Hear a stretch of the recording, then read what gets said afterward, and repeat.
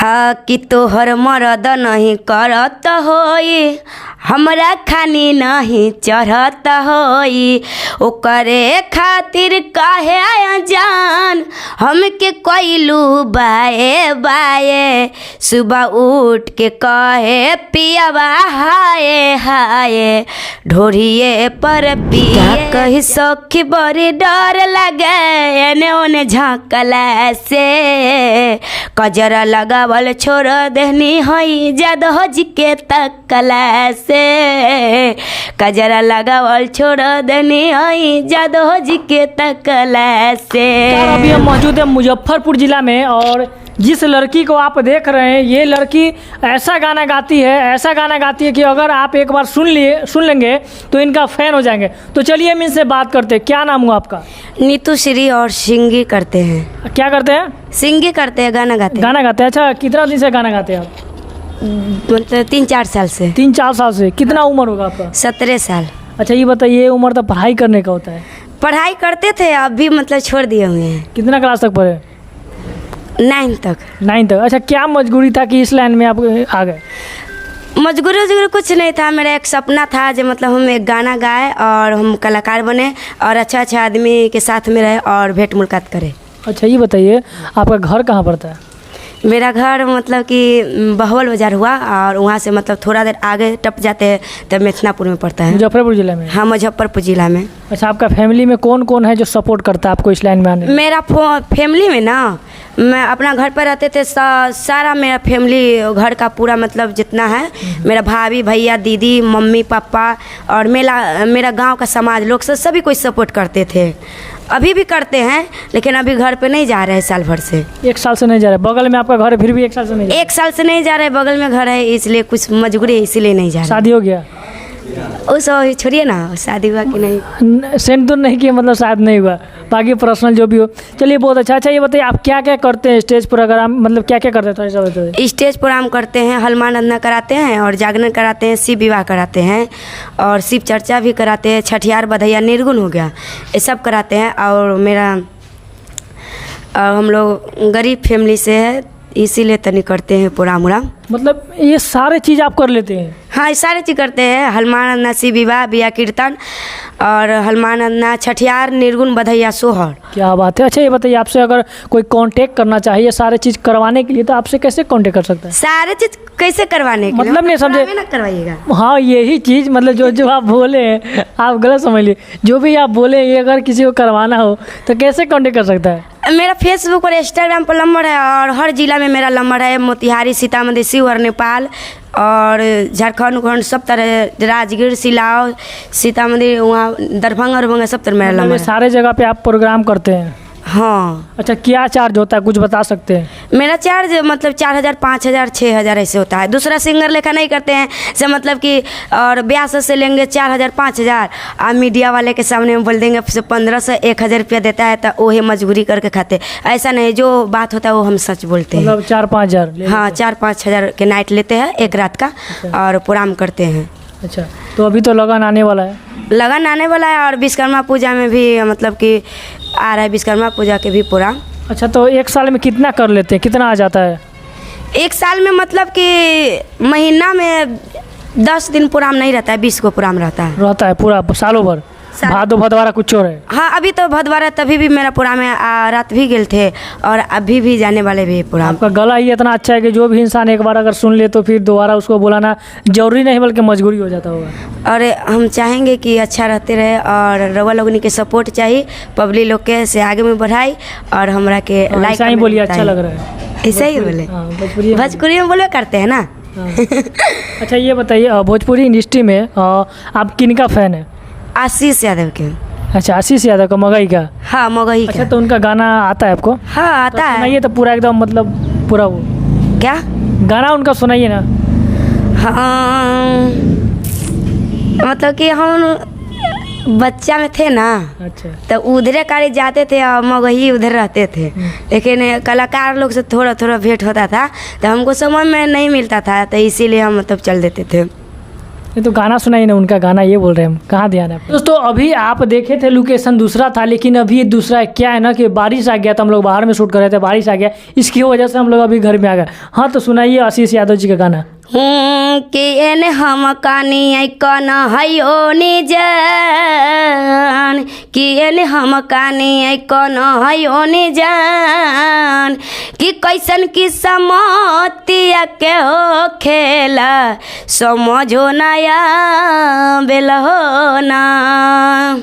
और थोड़ा देख लो ना कि जर गलै भागया ग लगलै तकदीर में, साथ ना लिखल हलै हाथ के लकीर में, सपना सपना भेलै टूटल अरमान, कि सपना सपना भेलै टूटल अरमान, कि कैसन की समतिया के हो खेला समझो नया बेल हो नाम, कि तोरा बिना गौआ लागे बीरानमा गे सोना, कि तोरा बिना गौआ लागे बीरानमा गे सोना, कि आगे सोना कबने कसूर मुँह हमारी ले लिगे, कि आगे सोना कबने कसूर मुँह हमारी ले लिगे। ये गाने पर हम गाए हुए हैं कि तोरा बिना मन मानला गई गमाई। साल भर अपना घर गया जी, जी। गया, मतलब बच्चा थे ना तो मतलब चला यहाँ पर रूम लेके रह रहे हैं, तो मतलब घर का याद तो आवे करता है ना थोड़ा मोरा। तो वही गाना पर आशीष भैया के गाना पर हम थोड़ा मतलब अपना से जोड़े हुए हैं कि तोरा बिना मन मानला गई गमाई, कि तोरा बिना मन मानला गऊ गमाई, कि आगे माई कबने कसूरवा बिसारी देली गे, कि आगे माई कबने कसूरवा बिसार देली गे। छोटे गो से पोस के सियान कैल माई गे, छोटे गो से पोस के सियान कैल माई गे, कि आगे माई कबने कसूर नाता तोरी ले लिगे, कि आगे माई कबने कसूर नाता तोरी ले लिगे।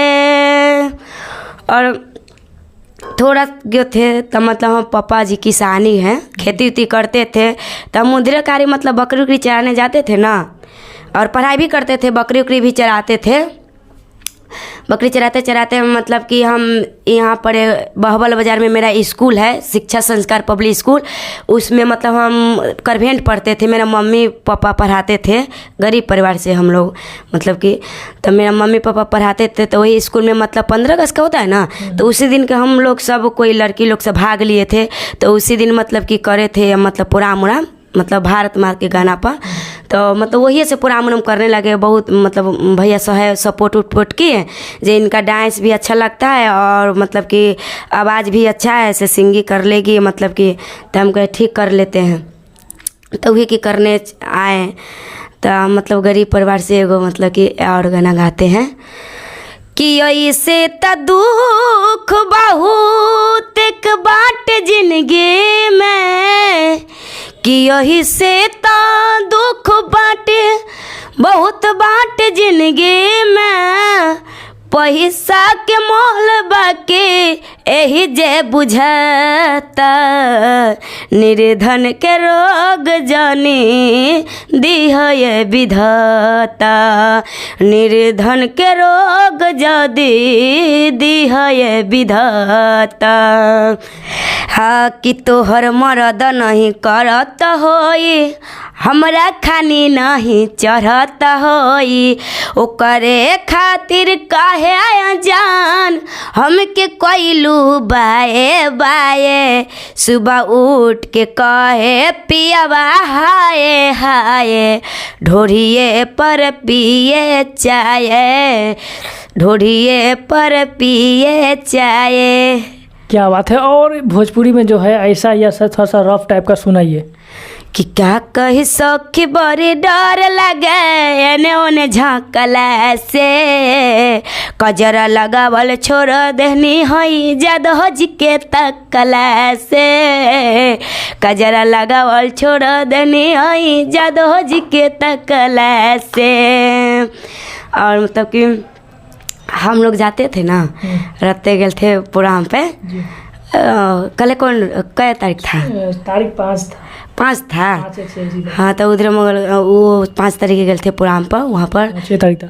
हाँ तो वहाँ पर मतलब ज़्यादा फरमाइश होल था कि सुनी सुनी भगवान जन बिहान होके दी कि आज राजा जी के कोरबा में जमन होके दी आज राजा जी के कोरबे में जमन होके दी राजा जी के उठवा सा उठ जब सटला राजा जी के उठवा में उठ जब सटले भूख भूख दिलवा के बत्ती हमर बरेले भूख भूख दिलवा के बत्ती हमर बरेले कि छौरी छौरी करई छौरी दिलवा तोर देतौ रे भइबो लगाई के आदत प्यार के छोड़ देतौ रे भइबो।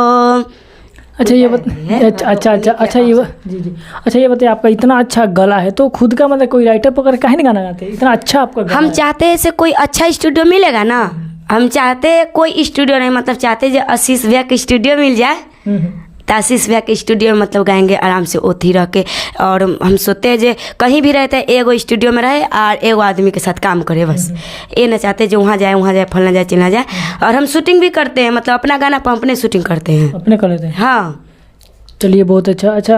अभी जो सुनाए है उसी टाइप का थोड़ा सा बढ़िया सा भोजपुरी में एक और सुनाइए और एंड करेंगे खत्म करेंगे। कि तोहरे नममा लिखलिया काट के लडवा से कर जब मेरे जान कि तोहरे नममा लिखलिया काट के लडवा से कर जब मेरे जान कि हमारो के ले चल रे छौरा बना करके वही बसवा मेरे जान। आजकल के लड़का से प्यार कर लेता है और फोन पर बतियाते एकदम बस में टिकट कटाएगा चल जाते रहेगा बहरा। तो मतलब लड़की कहती है कि तोहरे नममा लिखलिया जान रे कि तोहरे नममा लिखलिया सोनवा रे हाथ के लगी रवा मेरे जान कि हमारो के ले चल रे छौरा बन करके वही बसवा मेरे जान। और मतलब कि आशीष भैया का बहुत गाना है। सैड सॉन्ग जो आया था पूरा वायरल गया है वो वाला सुनाइए। कौन सोट से है? सैड सॉन्ग जो अभी आशीष यादव का था ना हाँ वो वाला। कि एक बेरा मिला लेना शिवेश मिश्रा के गाना है कि एक बेर मिला लेना तो छूट जाई तो परनवा गे रानिया लेकिन रानिया पर नहीं गाएंगे राजवा पर गाएंगे कि एक बेर मिला लेना तो छूट जाई तो परनवा हो राजवा कि एक बेर मिलल ना तो छूट जाई तो परनमा हो राजवा रनिया रे फर भेल पटनामा हो राजवा रनिया रे फल भेल पटनामा हो राजवा। आगे लगल हरदिया सोना मारवा छराई लौगे आगे छोरी चल जाइबी ससुरार गे आगे लगल हरदिया सोना मारवा छबाइल आगे मारवा छबाइल चूड़ी चली जाइबी ससुरार गे आगे छोरी चली जाइबे ससुरार गे। एगो गाना पर हम बनाई हुई रील किए हो मोरे राजा जहिया तोहरा के पाइम गंगा माई के ओह दिन पियरी चढ़ाइम हित पवन पुरबैया बन के आ जाए सरकार हित पवन पुरबैया बन के आ जाए सरकार ए बदरवा हो भीजे न कजरवा हमार बदरवा हो भीजे न कजरवा हमार। थोड़ा प्रोग्राम लगातार करे इसी से थोड़ा आवाज़ लग गया हुआ है। जी जी चलिए बहुत अच्छा दोस्तों, लास्ट तक देखने के लिए, यहाँ तक देखने के लिए बहुत बहुत धन्यवाद।